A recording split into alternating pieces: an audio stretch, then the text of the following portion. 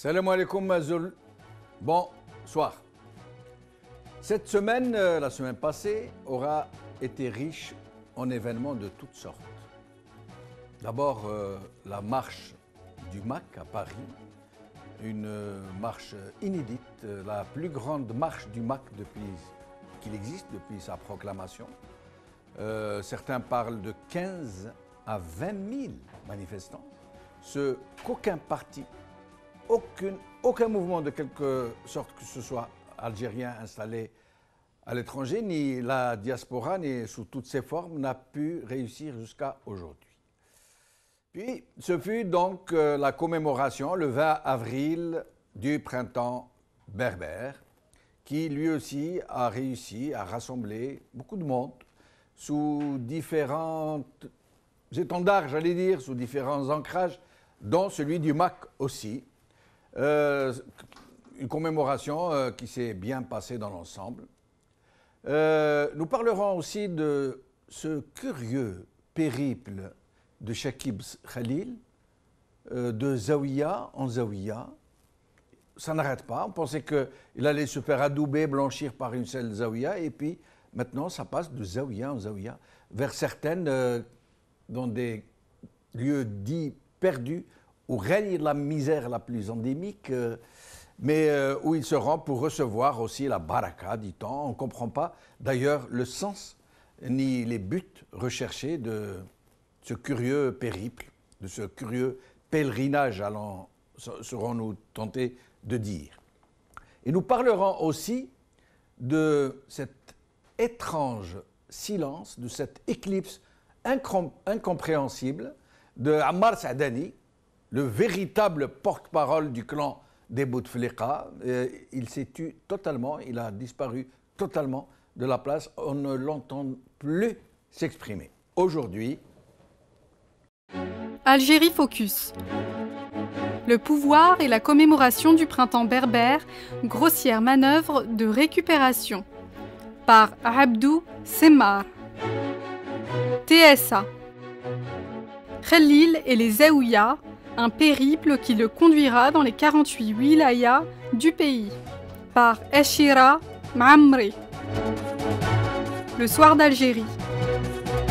Il a regagné Alger samedi, le silence intrigant de Saadani. Par K.A.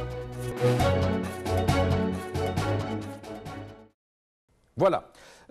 Donc je recevrai aujourd'hui pour en parler Nordine Mchouet, président de l'AAZCS, Association algérienne des Zaouïas et du culte soufi, qui sera avec nous depuis Alger, et Faisal Mattawi, journaliste. Je commence par recevoir M. Nordine Mchouet. Merci d'être avec nous. Merci, bonsoir. Bonsoir.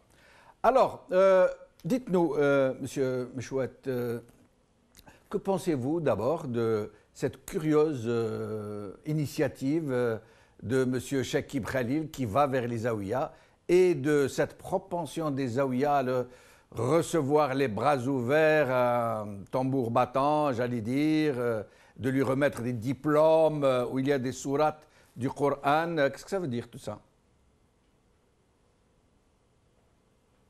Bien, tout d'abord, permettez-moi de dire un mot sur M. Chakib Khalil. Moi, je suis là, je ne peux porter aucun jugement, ni sur lui, ni sur un autre. Moi, je considère que c'est un Algérien, c'est pas de la langue de bois. Simplement, je suis respectueux des lois de la République. Pour moi, je n'ai pas à me prononcer, il est coupable, il n'est pas coupable, non. Simplement, en ce qui concerne son périple à travers les Zaouïas, moi je trouve que ceux qui l'ont conseillé, il y a des gens qui l'ont conseillé pour ça, se sont vraiment trompés. On ne lui rend pas du tout service en le traînant de Zaouïa en Zaouïa. Et encore, de quel Zaouïa s'agit-il? Mais justement, Monsieur Mchouat Nordin, d'abord, les Zaouïas, ces confréries religieuses, censées donc être vouées à l'adoration, au dhikr, à la spiritualité, à la bienfaisance aussi, et beaucoup, qui sont connus dans l'histoire pour avoir appelé au djihad contre le colonialisme, pour y avoir participé. Ça veut dire dans l'imaginaire collectif, les Zaouïettes ont toujours été très proches de la population, de la société, qui leur fait confiance, qui les visite, jusqu'à un certain point où ça frise un peu, j'allais dire, une dévotion un peu... Bon, mais nous n'irons pas jusqu'à rentrer dans ces détails. Mais parmi ces zaouïettes, ces confréries, ces tariqat, il y en a d'autres qui ont toujours joué le jeu du maître de l'heure pendant l'occupation et après l'indépendance. Or, aujourd'hui, Chakib Khalil c'est un ancien ministre, il a été accusé par le régime lui-même de graves malversations. Un mandat d'arrêt a été lancé contre lui, il est inquiété également par la justice italienne. Or, il revient, on décide de le faire revenir en le faisant passer par le tapis rouge, de le faire recevoir par un wali. Mais le problème, c'est qu'au lieu de le laver par la même justice qu'il a inculpé, ils sont en train de le blanchir. C'est une opération de blanchiment par les Zaouïas. Et pourquoi nous vous avons invité, vous en particulier, c'est parce que les Zaouïettes honorables ne disent rien pendant que les Zaouïettes d'un certain genre sont en train justement d'user de ce fonds de commerce, appelons-le comme ça, religieux, pour blanchir quelqu'un qui a été accusé par la justice. J'aimerais que vous soyez clair sur ce sujet et que vous nous précisiez votre position, celle des Zaouïettes que vous présidez. Écoutez, maintenant, moi, ce qui se passe sur le plan purement politique ou judiciaire ne relève pas du tout de notre compétence. Les Zaouïas, je le dis, je le répète, ce ne sont du tout des machines à laver ou à blanchir. Les Zaouïas, c'est des institutions plus qu'honorables. Pour nous, les Zaouïettes doivent se tenir au-dessus de la mêlée, au-dessus de tout. Maintenant qu'il y ait des gens qui veulent faire commerce de ces Zaouïas, ça a existé pas uniquement dans notre religion, pas uniquement avec les Zaouïas ou les mosquées, mais ça existe aussi avec l'Église. Donc je disais que ces gens qui lui ont conseillé d'aller vers les Zaouïas lui posent beaucoup plus de tort que de bien. Nordin Mchouat, je vais revenir à vous dans un instant parce qu'on ne vous entend pas très bien. Nous allons essayer de régler le problème avec le soutien technique et je reviens à vous dans un petit moment. J'accueille à présent Faisal Mtaoui. Merci d'être avec nous, Faisal. Bonsoir Jamal. Bonjour Faisal. Alors, même sujet, donc ça n'arrête pas, ça tourne carrément au périple. Monsieur Chakib Khalil passe de Zaouïa en Zaouïa, où il se fait recevoir, où il se fait revêtir de robe d'honneur, comme on dit, où on lui remet des diplômes comprenant des sourates du Coran, comme celle de Fathan Alaka, Fatha Mubina, c'est comme si ça annonçait quelque chose. Pourquoi Chakib Khalil est en train de faire le tour des grands-ducs religieux? Parce que tout simplement, quelque part, du moins dans le cercle présidentiel, on pense que Chakib Khalil est candidat à l'élection présidentielle. On veut faire de lui un candidat à l'élection présidentielle qui pourrait être des élections anticipées. Parce que vous savez qu'en 99, avant l'arrivée de Bouteflika comme candidat à l'époque du consensus à la présidentielle de l'époque, il avait fait également la tournée des Zaouïas. Et parce que le régime algérien pense toujours que les Zaouïas sont incontournables dans le choix des candidats et que les Zaouïas ont toujours de l'influence sur la société, à l'époque de la modernité, à l'époque de la technologie, à l'époque où tout se fait maintenant par les moyens tactiles et électroniques. chronique, on pense toujours que les Zaouïas choisissent à la place de la population, comme si la population n'a pas de point de vue, comme si les Algériens n'ont pas leur avis à donner, et on pense que comme ça, de cette manière, on va oublier qu'il y a des dossiers qui traînent toujours à la justice. Et vous aurez remarqué que jusqu'à maintenant, il n'y a eu aucune décision de la justice algérienne disant que Chakib Khalil est innocent. Il ne s'est pas présenté à un juge et il n'a pas montré les preuves ou la preuve de son innocence. Or, il est accusé. Il a été cité, son nom a été cité, y compris par la justice algérienne, par la justice italienne. Il y a eu déjà un procès sur l'Antrax 1 où il y a eu des condamnations avec des preuves à l'appui. Tout le monde citait le nom de Chakib Khalil. Or, jusqu'à maintenant, la justice se tait. C'est les Zaouïas qui prennent le relais. C'est à ce moment-là qu'on combat l'État national et qu'on combat aussi les règles de la justice, les règles des institutions républicaines. Les Zaouïas ne peuvent pas trancher à la place de la justice. Ce n'est pas à la Zaouïa de dire que tel ou tel est innocent. Et c'est une très mauvaise utilisation aussi du Coran et de l'islam, malheureusement, l'islam maraboutique, dans un pays qui recherche malheureusement toujours le mécanisme de représentation nationale. Et je pense que c'est vendredi saint, si j'ose appeler ça, de Chakib Khalil, parce qu'il est parti à Djelfa, il est parti à Mascara, à Tessimsilet, et je crois qu'aujourd'hui il est à Médéa. Donc, entre dans ce plan de communication, c'est bizarre, c'est un plan qui est archaïque, complètement archaïque. Mais Faisal Mattawi, M. Mchouat, Nordin Mchouat nous dit que ceux qui l'ont conseillé lui ont vraiment pas rendu service, que ça va être contre-productif, il va obtenir l'effet inverse que celui recherché, vraisemblablement.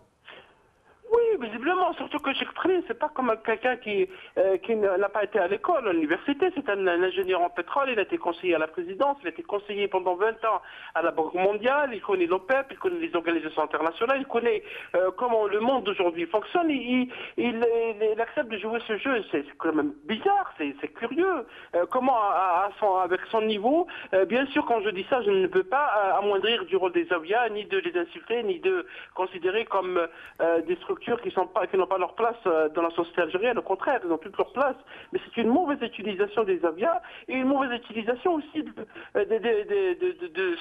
Chakib Khalil lui-même. Parce que et à chaque fois, vous aurez remarqué, il parle toujours au même canal, qui est Nahar TV. Il s'adresse uniquement à cette chaîne et à chaque fois il rappelle son CV. Et donc on pense bien qu'il y a une campagne électorale qui ne dit pas son nom. Mais Faisal, il y a un problème. Il y a un problème dans ce que vous posez comme éventualité. C'est que la nouvelle constitution, telle que réaménagée récemment, ne lui permet pas de se présenter. D'abord, il n'a pas résidé les 10 dernières années dans le pays. Ensuite, son épouse est de nationalité étrangère. Donc, comment ferait-il? Est-ce qu'ils vont devoir, si ça se confirme, si ce que vous nous dites se confirme, est-ce qu'ils vont devoir réviser encore une fois la Constitution? Ils vont peut-être, je pense, hein, c'est bien sûr une supposition, rien n'est tranché, rien n'est vérifié. Il se pourrait bien que Chakib Khalil ne soit pas candidat. Mais on pense que ce ne peut pas, cette opération n'est pas une opération de charme faite comme ça uniquement rien que pour plaire ou faire plaire à Chakib Khalil. Bien sûr, puisque vous parlez de la nationalité, lui-même il se défend, il dit qu'il n'a jamais eu la nationalité américaine, au contraire qu'il a résidé uniquement aux États-Unis, et que cette disposition de la Constitution est en fait portée par une loi. Et cette loi n'a toujours pas été ramenée par le gouvernement, puisque vous savez qu'après l'adoption de la Constitution début février dernier, il a été dit que la Constitution en grande partie sera appliquée par des lois. Et jusqu'à maintenant, cette Constitution est toujours muette, puisque le gouvernement n'a pas ramené la loi, y compris cette loi portant double nationalité. Probablement qu'on va jouer sur ça. Et vous savez que... Oui, mais les lois... Faisal, les lois pourraient réaménager des dispositions secondaires. Elles ne peuvent pas réaménager les dispositions principales. Ça veut dire, par exemple, si on dit « nul ne peut se présenter si son conjoint n'est pas de nationalité étrangère, algérienne », une loi ou un décret ne peut pas réaménager cette disposition, à moins de revoir tout à fait la disposition centrale. C'est la loi en fait qui détaille cette disposition de la double nationalité, surtout la double nationalité. C'est la loi qui va le détailler maintenant. Comment ils vont le détailler, je ne sais pas. Mais lui n'a pas la double nationalité. Lui, Lui, il n'a pas ce problème. La nationalité, mais sur les conditions d'éligibilité. Mais vous savez que je voulais vous rappeler qu'en 2008, le président Bouteflika lui-même a aménagé la Constitution, l'article 75 de l'époque, de la loi Constitution de 96, qui ne lui permettait pas de se présenter pour un Oui, mais là, ils ont réaménagé la Constitution. Ils ont redisposé. Oui, mais à ce niveau-là, lorsqu'on fait un projet, lorsqu'on prépare un projet, et lorsqu'on a décidé quelque part que chaque président sera président, du moins ce qu'on peut penser. Vous savez que rien n'empêche de rassembler les deux chambres du Parlement, puisque la révision s'est faite par le Congrès du Parlement, et on va réaménager cette disposition. Rien ne l'empêche. Oui, là, je suis d'accord avec vous. Mais Jamel, cela pourrait se faire même pas en une heure. Là, je vous crois sur parole. Mais sinon, Faisal, est-ce que ce ne serait pas plutôt pour le préparer à un poste de Premier ministre? Là, ce serait possible, peut-être.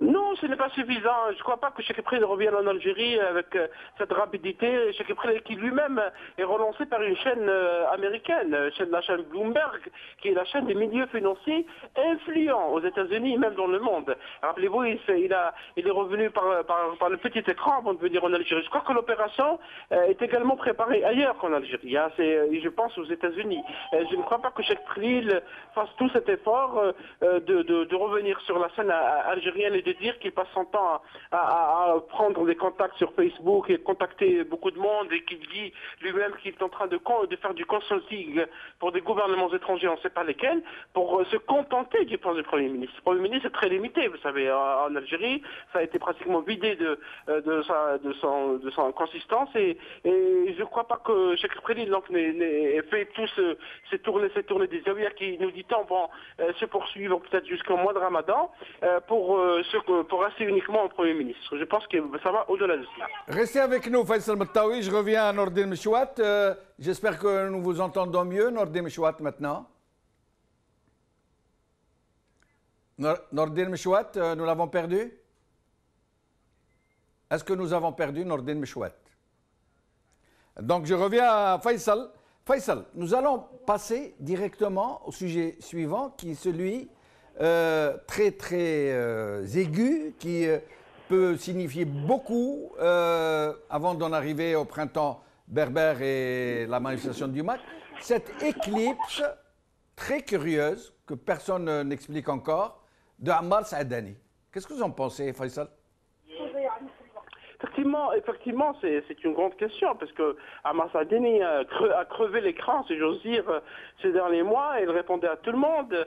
Il a critiqué Louisa Hanoun, il a critiqué Ahmedou Yahya, il a critiqué l'opposition, il a critiqué les médias, il a critiqué beaucoup de choses et beaucoup de monde. À chaque fois que le nom du président Bouteflika est évoqué, lui-même dit qu'il défend le président Bouteflika. On dira qu'il est libre de le faire, puisqu'il dit que le FLN, le président d'honneur du FLN est le président Bouteflika lui-même. Maintenant, ce silence, effectivement, pose beaucoup de questions. On nous dit qu'il était en Chine à l'invitation du Parti communiste chinois, qui reste l'un des derniers partis uniques au monde.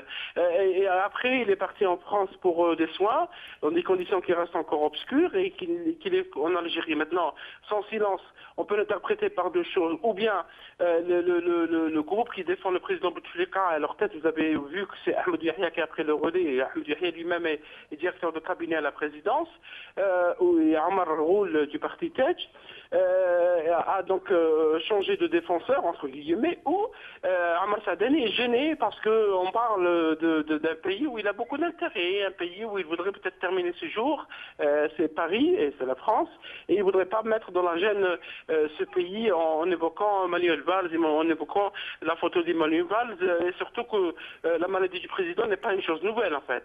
Tout le monde sait que le président est malade. Maintenant, fallait-il le montrer sur cette image, c'est un autre débat, mais Ammar Saadani, je pense qu'il est très calculateur, et c'est le parti du FLN qui malheureusement le suit. Est-ce que le parti qui était le parti libérateur de l'Algérie en 54-62 est toujours dans la même cette logique de ne rien dire lorsqu'il s'agit des intérêts de la France ou lorsqu'il s'agit de critiquer la France?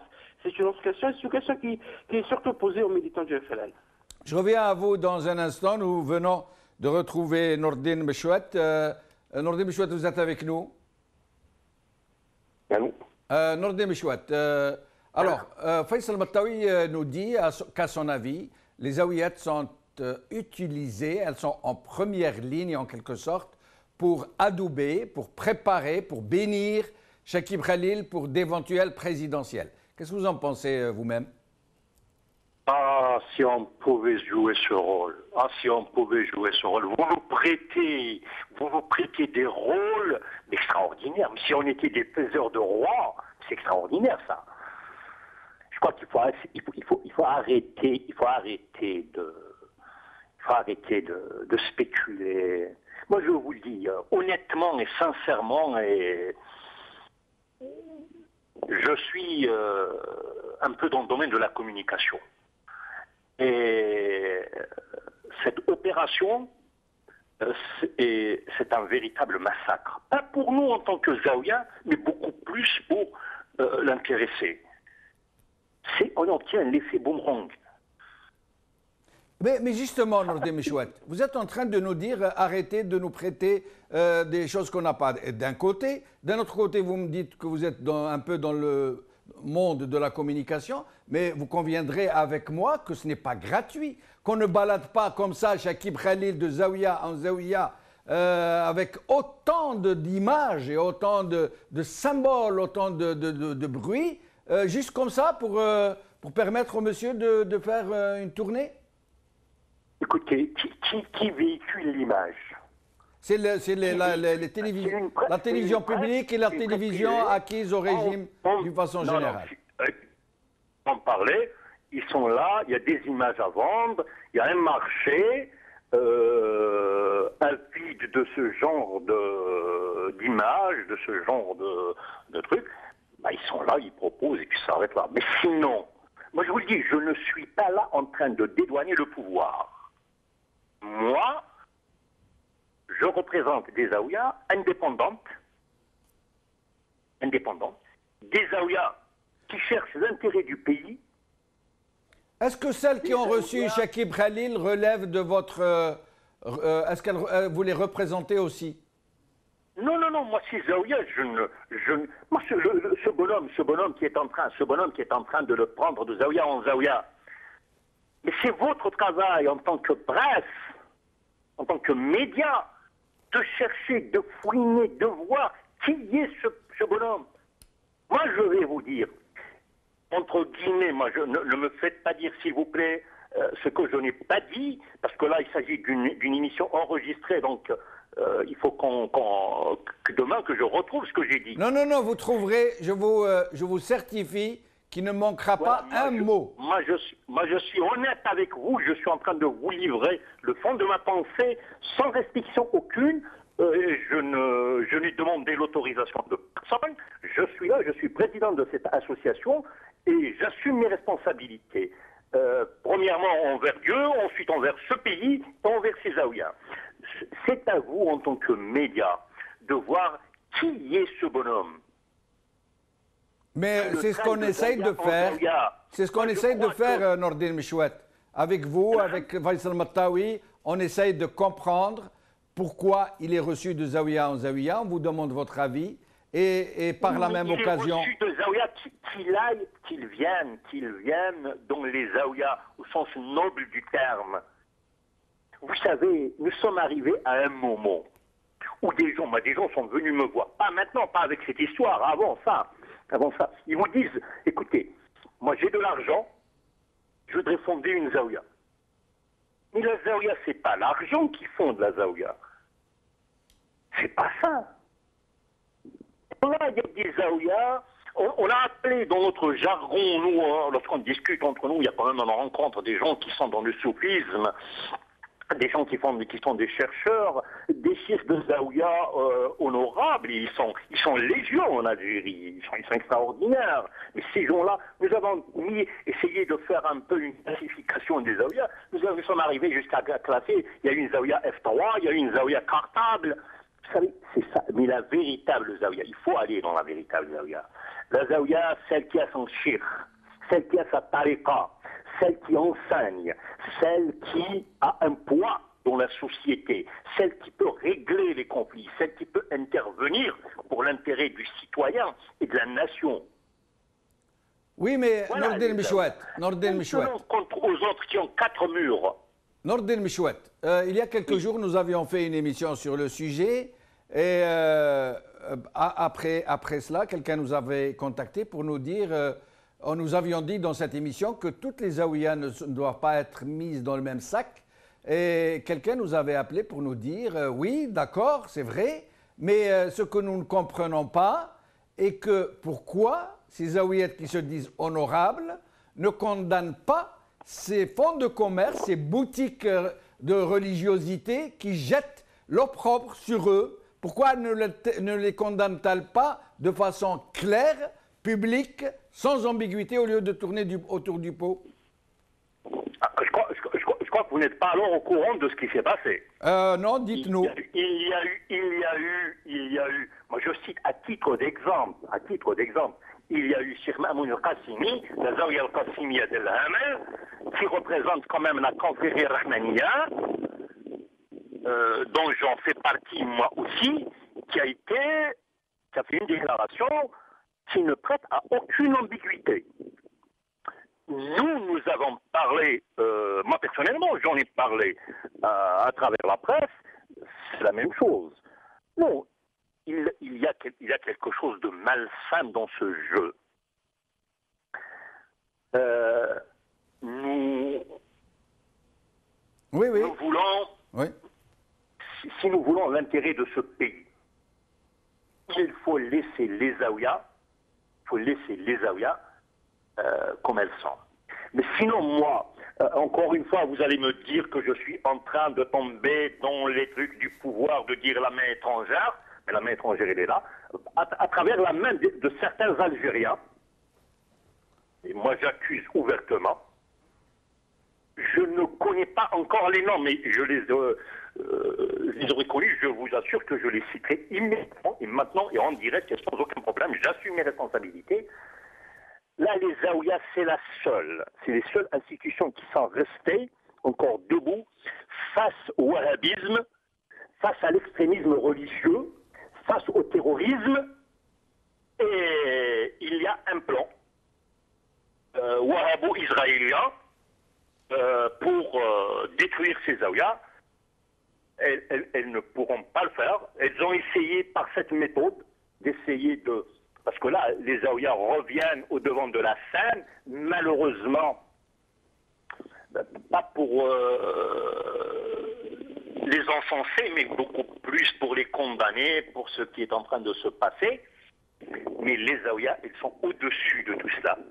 Maintenant, s'il y a des initiatives comme ça, heureuses ou malheureuses, moi je n'ai pas à les dire, mais elles ne touchent en rien à la crédibilité de la Zaouïa, qui reste, qui a été... Mais Nordin Michouet, avant de vous libérer, vous dites qu'elle ne touche en rien à la crédibilité des Zaouïates. Mais dans ce cas, pourquoi, je vous repose la question, ne condamnez-vous pas de façon audible, claire, sans tourner autour du pot, ce que font, à quoi se livrent ces zaouïettes qui font dans la promotion de M. Chakib Khalil, pour le moins que nous puissions dire? Pourquoi je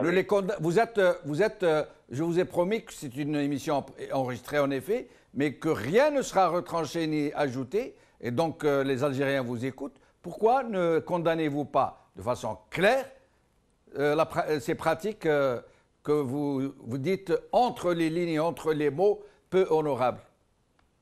Oui, mais écoutez, je ne suis pas ici un donneur de leçons. Je ne veux pas jouer ce rôle. Nous, les Zaouïas qui sont affiliés à notre association, parce que nous n'avons pas le monopole des Zaouïas, vous savez, il y a des trucs, les Zaouïas qui sont affiliés à notre association, nous avons dit clairement qu'il n'est pas question de s'associer à ça. Quant au reste, moi je ne suis pas le père de tous les Algériens et de toutes les Zaouïas. Les gens sont libres. Si vous voulez un peu... Ça veut dire qu'elles sont libres, y compris de se compromettre au nom de la religion dans ce genre de pratique? Mais Mais la compromission au nom de la religion, c'est celle qui nous a conduits à nous entretuer depuis 30 ans maintenant. Oui, mais quand vous condamnez... écoutez, monsieur Mchouat, Nordé Mchouat, oui. Vous venez bien de condamner les tendances wahhabo, etc. Wahhabites, vous les condamnez. Et vous avez bien raison d'ailleurs, et je les condamne avec vous. Mais pourquoi ne condamnez-vous pas ces pratiques aussi? Pourquoi vous condamnez les wahhabites et vous condamnez qui utilisent la religion à des fins mercantiles, politicardes, etc. Et vous ne condamnez pas les zaouillettes marrons qui utilisent la religion à des fins politicardes, mercantiles, etc. Pourquoi les uns et pas les autres? Mais nous condamnons ces zaouïas qui font ce travail malsain, qui portent atteinte à l'image de la zaouïa. Voilà, sans ambiguïté. Là c'est dit. Là c'est dit. Non, il n'y a pas. Non, pour nous, il n'y a pas d'ambiguïté, moi, là-dessus. Nous sommes clairs, précis. Nous sommes pour une religion du juste milieu. Nous sommes pour une religion sainte, pour une religion de l'amour, pour une religion de la construction, pour une religion du bien-être. Nous ne sommes pas là. Moi, je vous le dis, je l'ai dit, je le répète, la zaouïa, pour moi, et pour nous, enfin, il y a des gens qui sont avec moi au niveau de l'association, au niveau des zaouïas. Je viens de rentrer d'un périple à travers certaines zaouïas. On est en train de structurer un peu les wilayas du pays. Nous ne sommes ni des machines à laver, ni des machines à blanchir. Très bien. Nordé Mchouat, je vous remercie. Un dernier mot avant de nous quitter. Laissez-moi terminer. Encore une fois, je ne veux pas dire par là, parce que je n'ai pas le droit de le dire, que M. Chakib Khalil a besoin d'être lavé ou d'être blanchi. Ça, c'est un travail qui intéresse des structures étatiques bien placées. C'est la justice, c'est pas moi. Moi, je ne peux pas, tant que je ne suis pas sûr d'une chose, tant que je n'ai pas une preuve sur quelqu'un, je n'ai pas. Maintenant, les gens disent chacun est libre. Moi, je ne peux pas me permettre, en tant que représentant des zaouïas, de dire que lui, il est fautif alors qu'il n'est pas, il ne l'est peut-être pas. Je dis qu'il n'est pas fautif alors que peut-être qu'il a, qu'il mangolo. Non. Une fois que c'est établi que X ou Y est fautif, à ce moment-là, on en parlera. Très bien. Pour l'instant, moi je parle d'une manière générale. Moi je refuse, je regrette, je dénonce l'utilisation abusive des zaouïas à des fins mercantiles, à des fins politiciennes. La politique, parce que la politique, la zaouïa c'est la première institution politique de ce pays. Très bien. Nordé Mchouat, nous vous remercions pour votre participation, vos éclaircissements, en espérant vous revoir lors d'une autre émission. Et je reviens à Faisal Mattawi. Faisal, voilà, le représentant de ces zaouïas vient de condamner de façon claire et sans détour donc l'usage frauduleux, j'allais dire, que font ces zaouïettes à la solde du régime pour blanchir Chakib Khalil et les autres. Il précise qu'il ne condamne ni Nadoub ni Nakit Chakib Khalil, que ce n'est pas son rôle et que les zaouïettes n'ont pas à jouer ce rôle-ci. Qu'est-ce que vous en pensez avant que nous passions aux autres points, Faisal Mattawi? Enfin oui, il a raison de le dire, même si on n'a pas entendu beaucoup de voix condamner ce qui se passe actuellement. Maintenant, pour le rôle qui est dévolu aux zaouïas en Algérie, au moins depuis l'arrivée du président Bouteflika au pouvoir en 1999, est un rôle clairement politique. Les zaouïas ont apporté le soutien à la candidature de Bouteflika à 4 reprises, en 1999, en 2004, en 2009 et en 2014. Et c'était à chaque fois, avant chaque élection présidentielle, le président des zaouïas et toutes les zaouïas disent oui à la candidature, au détriment bien sûr des autres, comme si ils ont le monopole de la parole au nom des Algériens. Maintenant, je rappelle que Chakib Khalil, dans une récente déclaration, il a clairement dit j'aime bien les zaouïas, je les recevais lorsque j'étais ministre de l'énergie et des mines, ils sont venus me voir, je les ai aidés et là ils sont en train de m'aider. c'est un renvoi d'ascenseur et c'est clair que cela se fait aussi avec de l'argent. Je ne suis pas du tout d'accord avec la personne qui parle avec moi en disant que c'est pas une question d'argent. Non, c'est une question d'argent. Et je pense que peut-être autour de Cheikh Ibrahim, il y a toute une opération de blanchiment, j'allais dire de blanchisserie, de lui-même, de sa personne et de sa réputation, mais contre paiement d'argent. Et donc à ce moment-là, c'est à l'État algérien, à la justice algérienne de faire une enquête, de savoir est-ce que les Zaouïas perçoivent de l'argent et pourquoi. Mais Faisal, ces derniers jours, il n'y a pas que Chakib Khalil. On dirait que c'est une mode. Naïma Salhi qui se rend dans une zaouïa, Hamid Green qui se rend dans une zaouïa, ou Yahya et des autres. C'est vraiment, on ne sait pas d'ailleurs pourquoi. Est-ce que c'est pour s'attirer les bonnes grâces du clan Bouteflika qui aime bien que les gens passent comme lui, ou est-ce vraiment parce que c'est devenu un passage obligé pour se faire coter? Moi, je ne crois pas que les Zaouïas ont de l'influence encore sur la société algérienne, Jamel. La société algérienne a beaucoup évolué. Les Zaouïas ont peut-être de l'influence autour d'elle, dans les régions où elles se retrouvent, où elles se trouvent.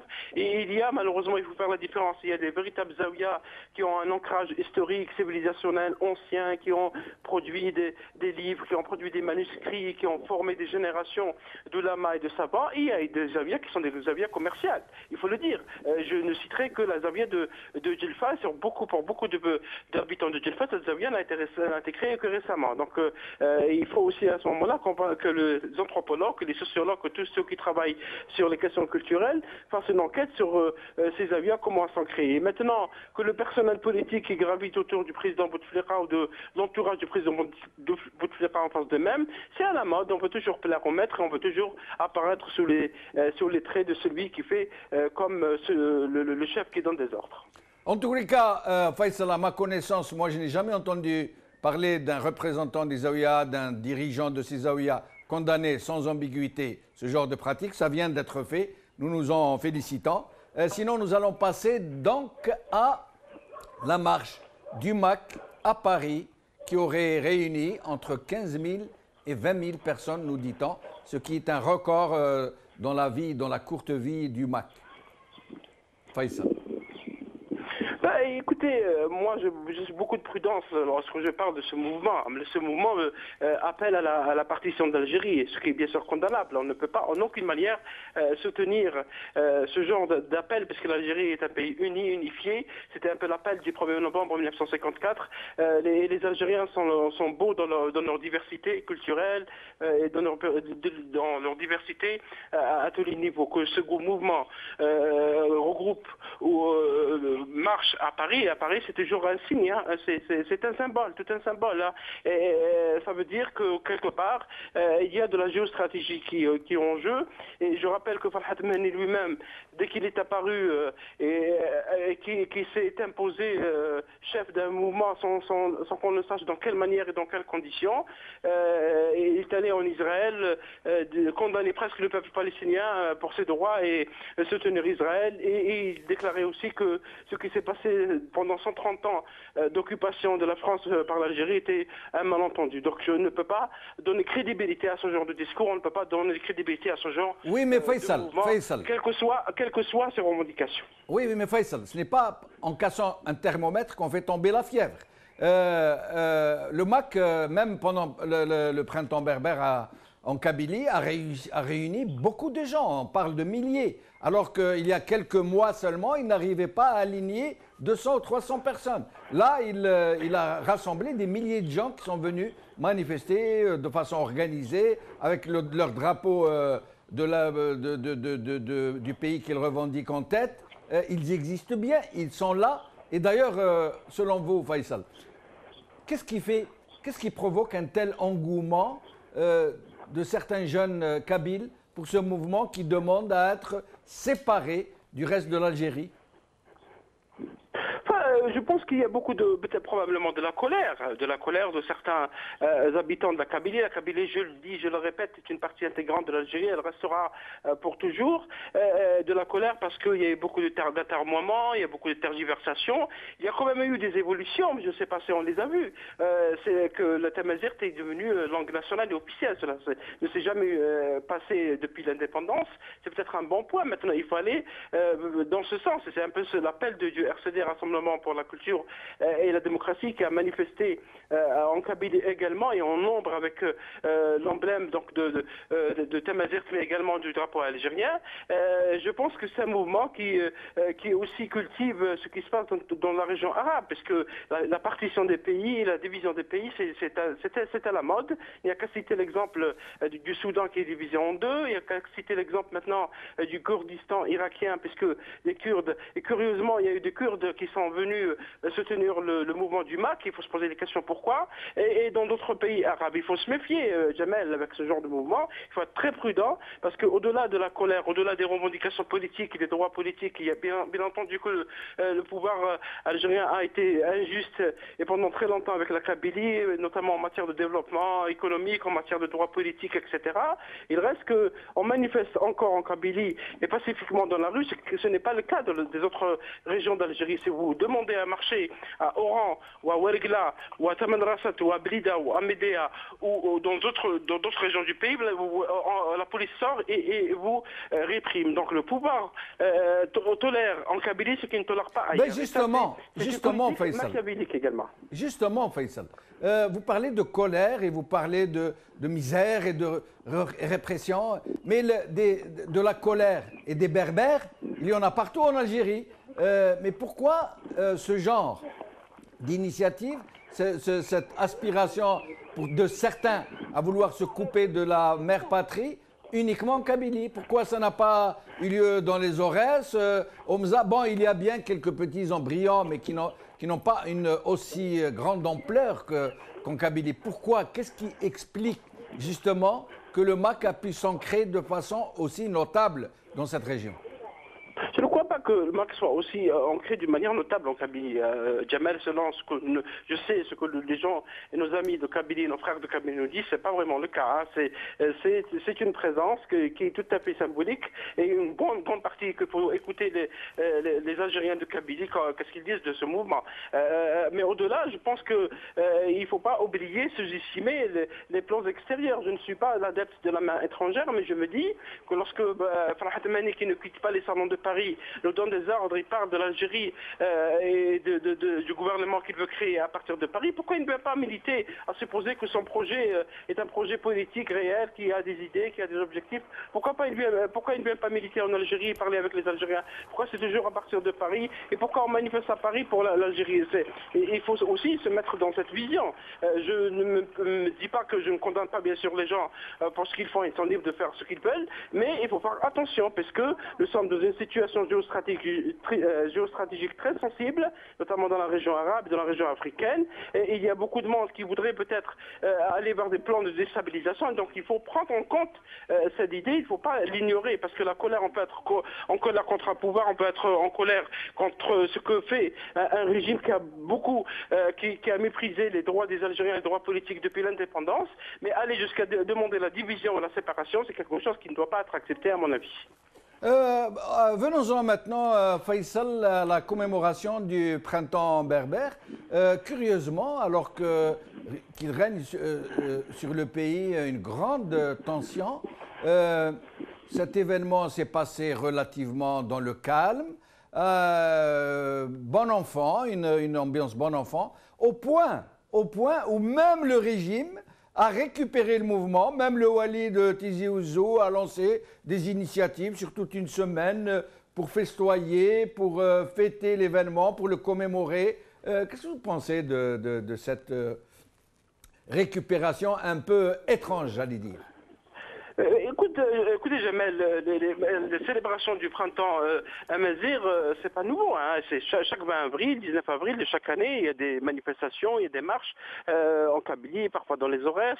Ce n'est pas donc du tout nouveau. Cette fois-ci, c'est devenu visible. Je ne sais pas d'ailleurs. Moi, je me pose la question pourquoi c'est devenu curieusement visible la célébration du printemps à Mazir. Maintenant, pour revenir à votre question, Abdelmalek Sedlel, qui est Premier ministre, lors de sa récente visite à Constantine, il a clairement dit, il a dit, nous avons enlevé la politisation de la revendication amazigh en introduisant la langue amazigh comme langue officielle, parce qu'elle était déjà nationale lors du dernier révision de la Constitution. Donc pour le pouvoir, cette revendication, parce qu'elle est porteuse également de revendications démocratiques, de transition démocratique, de parlement représentatif, d'élections indépendantes et transparentes et libres. Donc il y a beaucoup de revendications autour de la revendication culturelle amazigh. Le pouvoir a compris, après avoir épuisé toutes les stratagèmes, que la meilleure façon d'absorber ce mouvement, qui reste toujours revendicatif, était de le célébrer lui-même et de reconnaître qu'il a commis une erreur monumentale en 1980